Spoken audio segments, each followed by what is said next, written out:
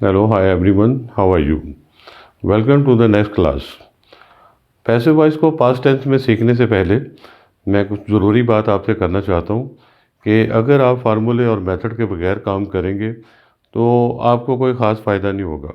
100 card sentences याद कर लेने से या बगैर किसी मेथड और फार्मूले के अगर आप इंग्लिश को एज अ सेकंड लैंग्वेज सीख रहे हैं तो आपको मेथड और फार्मूले के बगैर अगर काम करेंगे तो आपको कभी भी इंग्लिश ठीक तरीके से नहीं आएगी।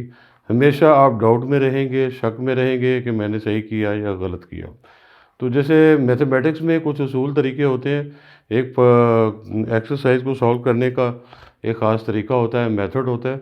इसी तरह यहाँ भी इंग्लिश में भी एक मेथड अप्लाई होता है और मेरी 25 साल रिसर्च है जिसके बेस पर मैं आपसे बात कर रहा हूँ।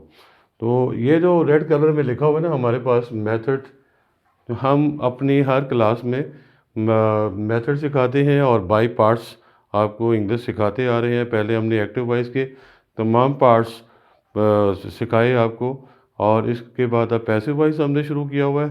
तो मैं अक्सर देखता हूँ कि पैसिव वॉइस मेरा मतलब है कि टेंसेस सीखते हुए कोई भी आपको मेथड और फार्मूले नहीं सिखाता, इसके बगैर काम करना मुश्किल है। खैर एनीवे, तो हमारा जो काम है हमने वही करना है, हमने अपने तरीके से करना है। So next, welcome to the class past tense for passive voice और पार्ट 1 ऑफ 4। उसी तरह से इंडेफिनिट फॉर सिंपल, ये नंबर 1 आएगा, मैं लिखना भूल गया था शायद। तो फॉर सिंपल सेंटेंसेस मेथड है इसमें। सबसे पहले ऑब्जेक्ट आता है इसमें जो पास्ट पैसिव वॉइस, फिर याद रखिए past tense for passive voice हम कर रहे हैं, पैसिव वॉइस करनी है पास्ट टेंस में।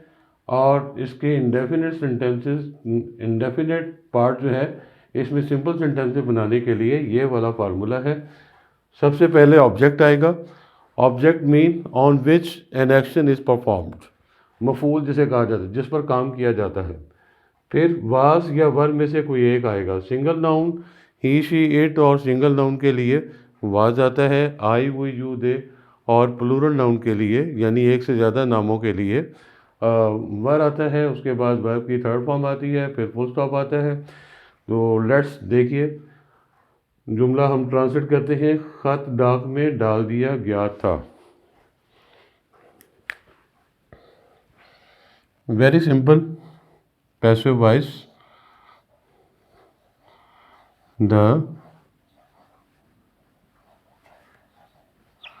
लेटर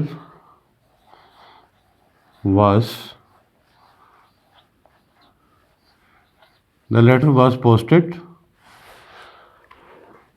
उसके बाद इसमें कोई कन्फ्यूजन है तो आप हमें पूछ सकते हैं, हम आपको मज़ीद इस तरीके से ये भी देख लें कि हमने मेथड और फार्मूले के मुताबिक काम किया। ऑब्जेक्ट है जिस पर काम किया गया और लेटर एक है इसलिए आवाज़ आ गया। फिर उसके बाद काम किया गया, पोस्ट किया गया और ये फुल स्टॉप आ गया। तो फार्मूले के मुताबिक हमने काम कर लिया है। इसके बाद परिंदे पकड़ लिए गए थे।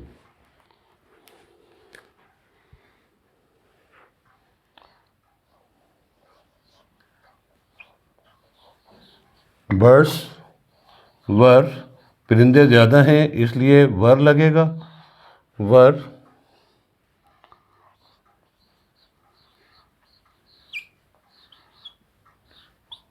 कैच कॉट कॉट, वर्ब की फर्स्ट फॉर्म है catch, second form caught, third form caught, third form of verb action. तो परिंदे पकड़ लिए गए थे, बर्ड्स वर कॉट। और उसके बाद चोर गिरफ्तार कर लिए गए थे। Thieves, THEIVES, thieves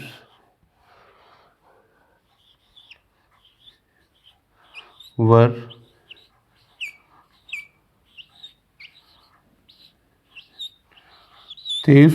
arrested. Thieves were arrested. I hope you all understand. New beginners, new starters can understand it easily, but not without formula or methods. तो लिहाजा ये हमने आपके लिए लिख दिया है। इसको आप इसी तरह के मिलते जुलते सेंटेंसेस आप ट्रांसलेट कर सकते हैं। कहीं भी आ जाए, उर्दू, पंजाबी, हिंदी में जुमले आपके सामने आ जाए तो आप इंग्लिश में इस फार्मूले को यूज़ करते हुए, इस मेथड को यूज़ करते हुए इनको आसानी से सेंटेंसेस बना सकते हैं। And you will be confident that you have done it well और not, correct or not. So I hope you understand. Even if you have some question, you can ask me in the comment box. Thank you very much.